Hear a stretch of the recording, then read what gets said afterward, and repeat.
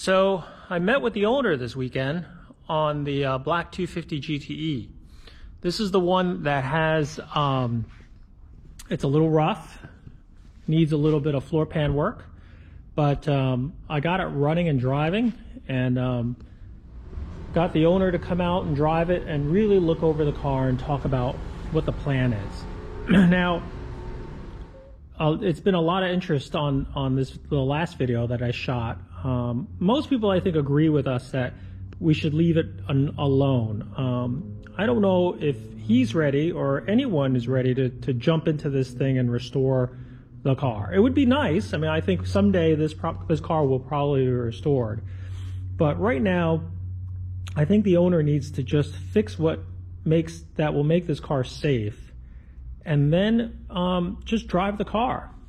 So the plan is, I'm going to take the interior out of this car because we have to replace the floors. So the floors have to be completely clear of all this stuff. So what I'll do is I'll remove the seats, the center console, the rear seats, and carpeting, whatever's left of it, and then just get the everything clear so it can be cut out. I think when I look at some of this inner rocker stuff, it's not bad.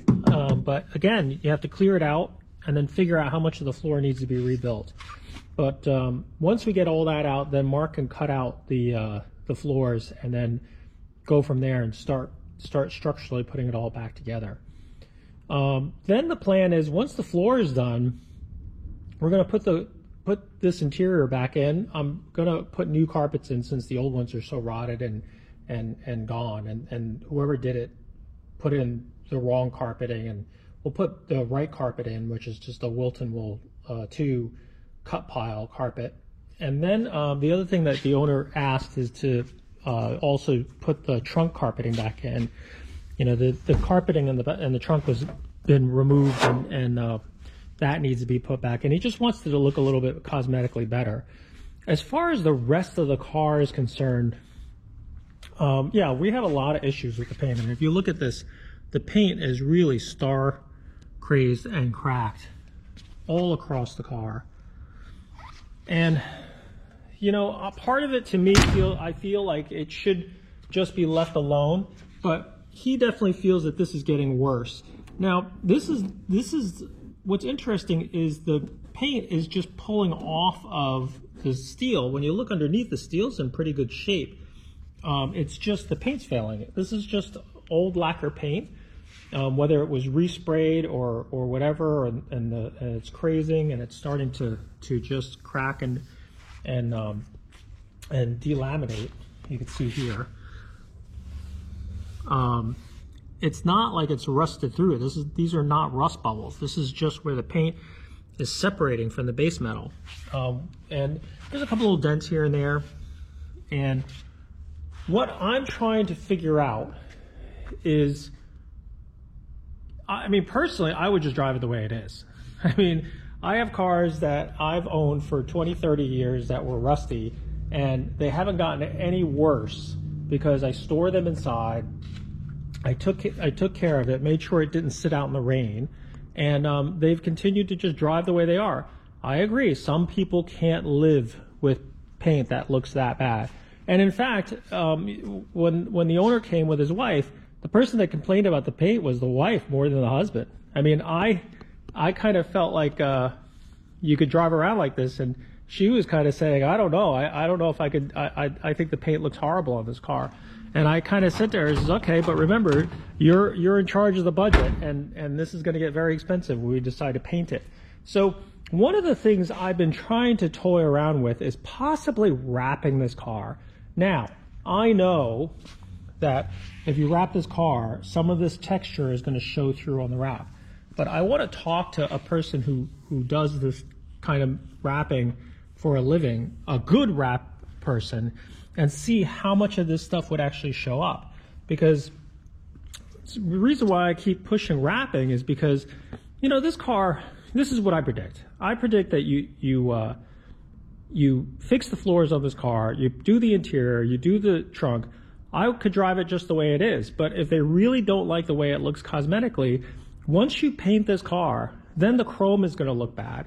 Then the glass is going to look bad. And then all this stuff, the rubber, you need to put new rubber in all those cars. So all the door seals and rubber seals, it's just going to, it's again going to go back to costing a lot of money, which I don't think they're ready to spend.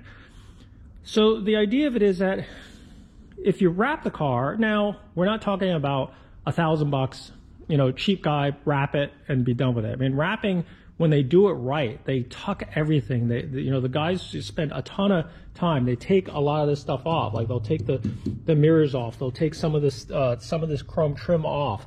They will take the lights out. They will take these marker lights out. They'll take this stuff out, and then tuck the wrap underneath very neatly so you don't see the seams. They may also do the door jambs. I don't know if we stick to the same color, maybe they won't, but sometimes the wrapping is so detailed, they'll go all the way in here and tuck it very well. Now that's probably 2 to 3 times more expensive, maybe even 4 times more expensive than a regular cheap wrap job. But it might be worth it because, wraps don't last forever. They last a few years, maybe several years. The irony to all that is the longer you keep it on there, the more it can ruin the paint underneath when it's time to take it off. However, the paint on this car is ruined already. So what difference does it make if the old paint comes off when you take the wrap off? Also, the fact is, what I'd like to do is I'd like to wrap this car and then give it to the owner, let him drive it and enjoy it. It might look good enough for him for a few years.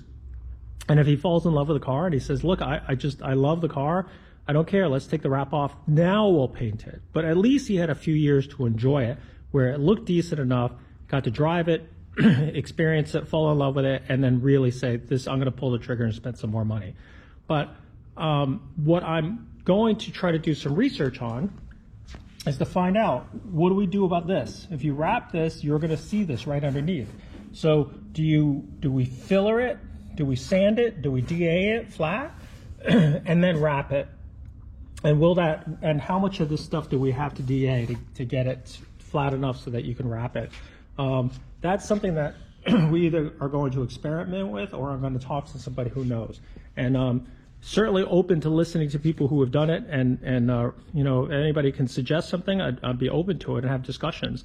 It could be a fun project for someone who knows how to do this stuff, and reach out to me and talk about it. So that's the next step. So I'm going to take this car apart in the next few days, and we're just going to start getting to work on it. All right, got the exhaust out, and I'm starting to drain the fuel tank again, and then just try to figure out what else we need to do here. I got to pull this fuel line out, which someone's already put unions in, so shouldn't be too hard. But then I just realized something. How did they bleed this master cylinder with the reservoir or the feed being upside down? I mean, I don't know how they would have bled this system, because the master cylinder isn't upside down. But anyway, I'm going to take this out, drain it, and get the pedal box out, because all this kludge needs to be fixed and aligned so we can get the pedal box to be secured the right way and strengthened. Not to mention we got to take all the floors out and all that stuff. So just going to keep working on it and getting this car disassembled. So I got just about everything done on this GTE to strip down the underneath the car, just so that the floors can get done. But the last thing I have to do is pull the gas tank. I mean, we decided that it was easier to get the gas tank out of the way. Also, with all the welding, it's probably a good idea not to have, any fuel in the car. So that's the last thing. And that's why I'm kind of like a little dirty today, unshowered, and wearing my crappiest clothes. Because whenever you pull a gas tank, you inevitably get showered in gas. So that's the step that I have to do today, and have to unbolt it, get the filler neck off, and make sure all the lines are out, and then drop the tank. Hopefully the bolts that are holding the tank in place is not rusted or seized or anything like that. I'm also going to take this opportunity to fix the sender, pull the sender out, and check all the inside. And maybe if I look inside and the tank is rusty, now's the time to get it coated and cleaned and coated. So, you know, we get to do a little bit more service on this car just to make it a little bit more reliable when the floors get back together. So that's the job for today. So let's take a look at this gas tank now that I got it out. I could tell that this gas tank has never been out of this car. One way is that, you know, it still has the original green vent hose.